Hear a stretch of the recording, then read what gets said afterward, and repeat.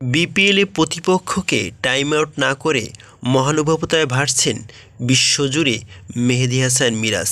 মেহেদী হাসান মিরাজের এমন মহানুভবতা দেখে অনেকেই মুগ্ধ হয়েছেন। বিপিএলে ফিরল টাইম আউটের স্মৃতি, তবে সাকিব হলেন না মিরাজ, অনেকেই এমন মন্তব্য করেছেন। ঘটনাটি ঘটে বিপিএলের দ্বিতীয় দিনের খেলা চলছে এমন সময়।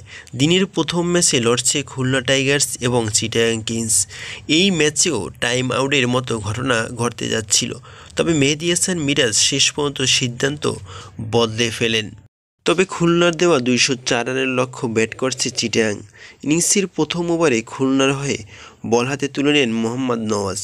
প্রথম বলেই স্বদেশি হায়দার আলীকে সাজঘরে পাঠান নওয়াজ। এরপর দলের হয়ে ব্যাট করতে নামেন বিদেশি ক্রিকেটার টম কর্নেল। তবে ব্যাট হাতে মাঠে নামতে নামতে নির্ধারিত সময় পেরিয়ে গেছে। ততক্ষণে মাঠে থাকা আম্পায়ার তানভীর আহমেদের কাছে টাইম আউটের আবেদন করেন খুলনার অধিনায়ক মেহেদী হাসান মিরাজ। মিরাজের ডাকে আম্পায়ার সাড়া দিলে মাঠ ছাড়তে শুরু করেন কর্নেল। পরে মিরাজ নিজে কর্নেলকে ডেকে আনেন।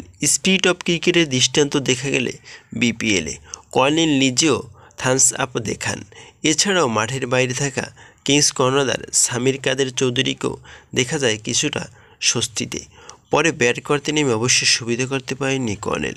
প্রথম বলেই শর্ট কাভারে ক্যাচ তুলে দিয়ে সেই নওয়াজের বলেই বিদায় নেন কর্নেল। এই প্রজন্মের অনেক ক্রিকেট ভক্তকেই টাইম আউটের সঙ্গে পরিচয় করে দিয়েছেন সাকিব আল হাসান।